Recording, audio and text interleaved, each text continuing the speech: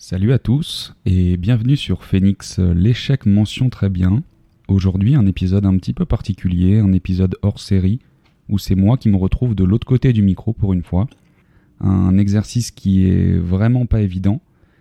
Alors que d'ordinaire j'ai plutôt l'habitude d'animer le podcast et de prendre le moins de place possible. C'est tout l'intérêt de faire venir des invités, c'est que ce soit eux qui soient dans la lumière. Donc aujourd'hui, il n'y a pas de musique, il n'y a pas de jingle, on est juste entre nous. Et aujourd'hui, j'aimerais vous faire un petit débrief de la saison 1, des 10 premiers épisodes de Phoenix, et de vous parler de l'évolution du podcast, de la vision que j'en ai aujourd'hui, après 6 mois, et de vous faire un retour du coup là-dessus, et de vous parler de la suite aussi de Phoenix, parce que ça va pas s'arrêter tout de suite. C'est pas parce que je fais un débrief sur les 10 premiers épisodes qu'on s'arrête là.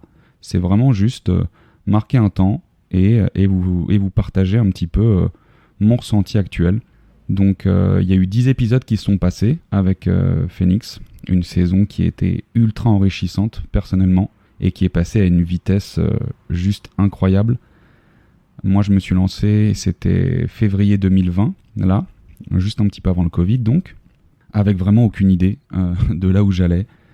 J'avais juste une thématique en tête qui me tient particulièrement à cœur, qui est donc du coup l'échec, le rebond.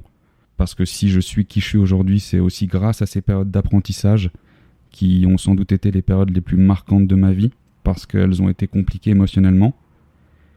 Et que c'est du coup dans ces moments-là que je me suis remis le plus en question et où j'en suis ressorti beaucoup plus fort. Et à l'issue de ça, je me suis dit que j'étais sans doute pas le seul à vivre ce genre d'obstacles et de difficultés et qu'il fallait le partager. Et donc j'ai voulu créer Phoenix. Je reviens également sur le premier épisode en fait, avec Réginald, parce que tout ça c'est pas anodin, c'est même symbolique que Réginald ait été le premier invité de Phoenix. Parce que c'est lui un peu qui m'a donné l'envie de parler de cette thématique-là.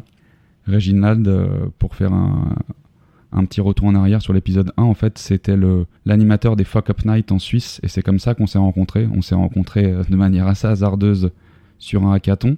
Et Réginald, du coup, il organisait des événements en Suisse où il parlait d'échecs.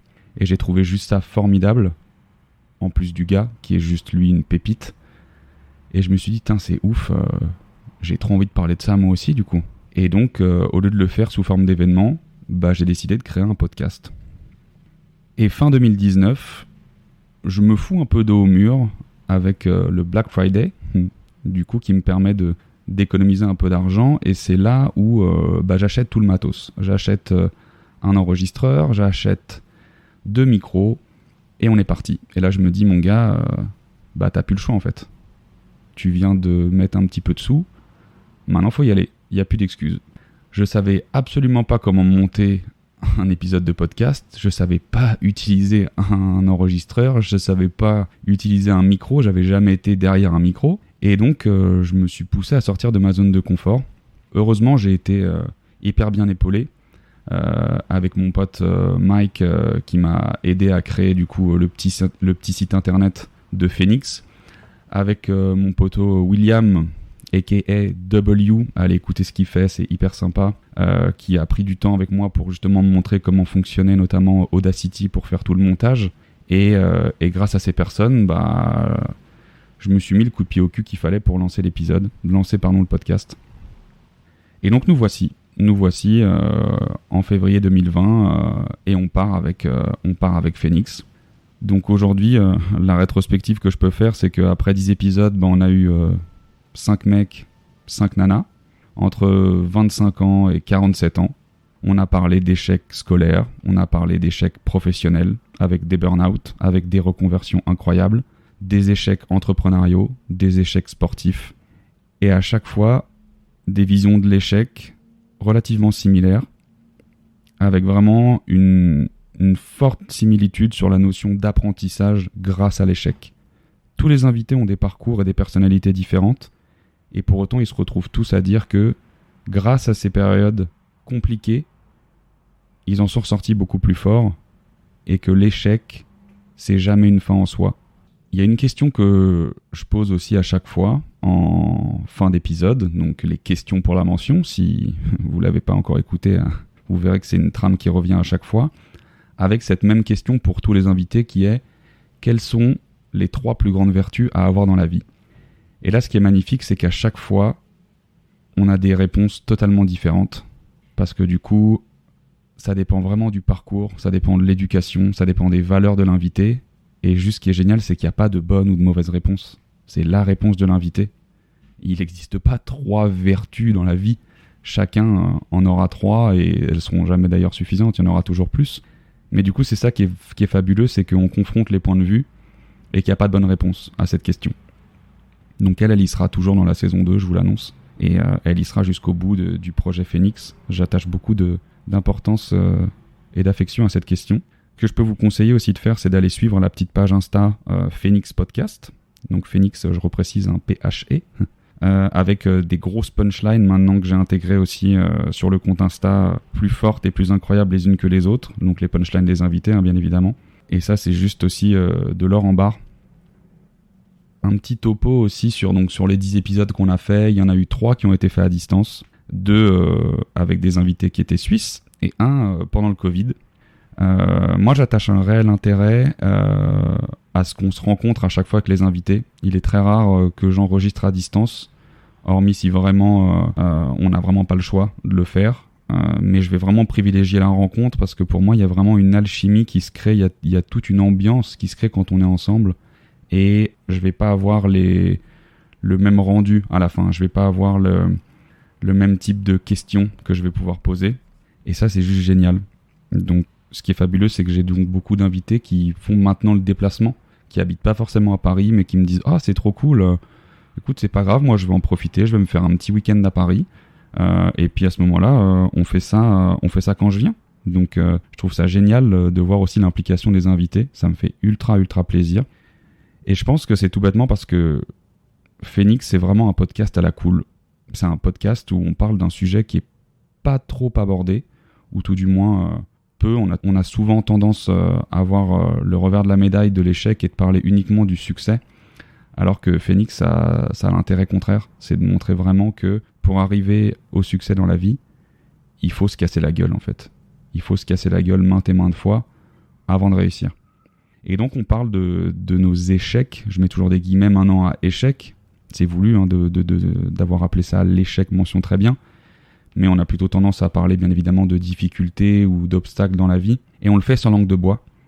On le fait, les invités, s'ils ont envie de me dire putain, merde, chier, et ben moi je le coupe pas, je le garde, parce que c'est une façon qu'on a de communiquer entre nous au quotidien, et il n'est pas question que je coupe ça sous prétexte que on est en train de diffuser notre talk sur un média.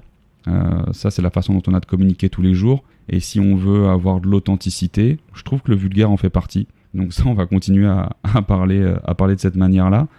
Et vraiment, l'objectif, c'est de parler comme si on était en train de se boire un verre de vin ensemble, en terrasse, et qu'on faisait connaissance. L'auditeur, c'est vraiment la 3e personne qui est à table avec nous et qui malheureusement a juste pas le droit de parler. Et vraiment, Phoenix, il faut avoir conscience qu'il n'y a aucune vocation à donner des leçons de vie ou à en ressortir avec les 3 conseils pour devenir heureux dans la vie sont... Ça, c'est pas comme ça que ça fonctionne en fait. Chacun prend vraiment ce qu'il a envie, se reconnaît ou non dans le témoignage de l'invité, mais le but, c'est que le talk qui donne vraiment de l'énergie, de la motivation, qui puisse parfois rassurer certaines personnes, de voir qu'on n'est jamais seul face aux obstacles de la vie. Et donc, encore une fois, le maître mot, c'est l'authenticité et la spontanéité.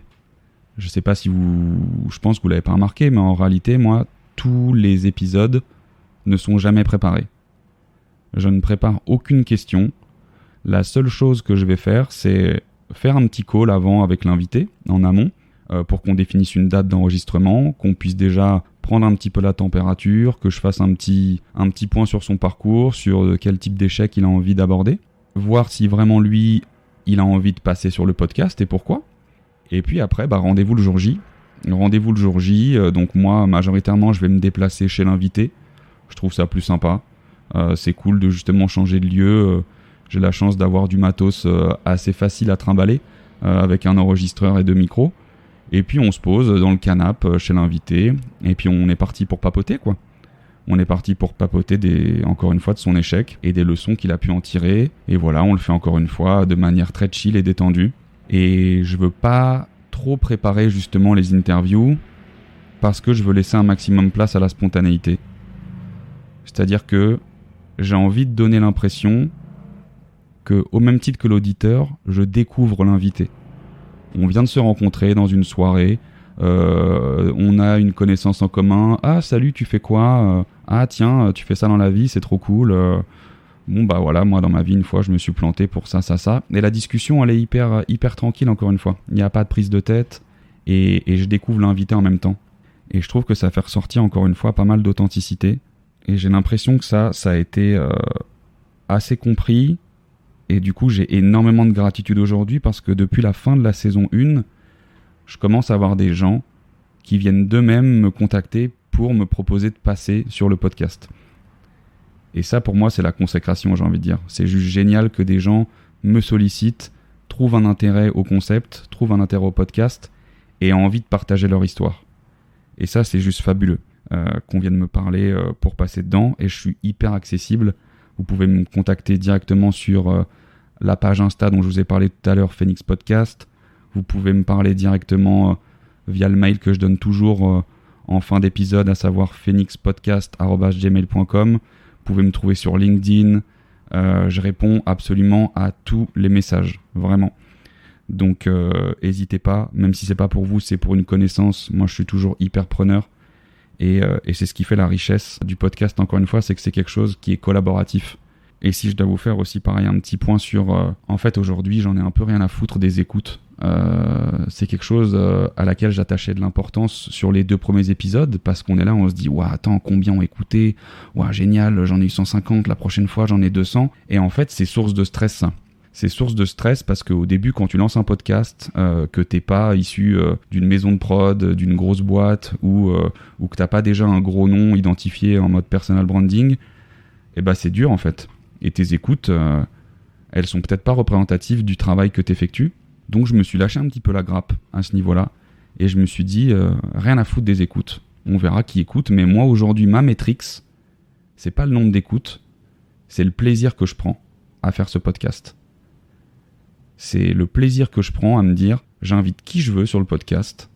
Et tant que moi je kiffe, c'est le principal. Et je pense que si moi je kiffe, les autres aussi vont kiffer.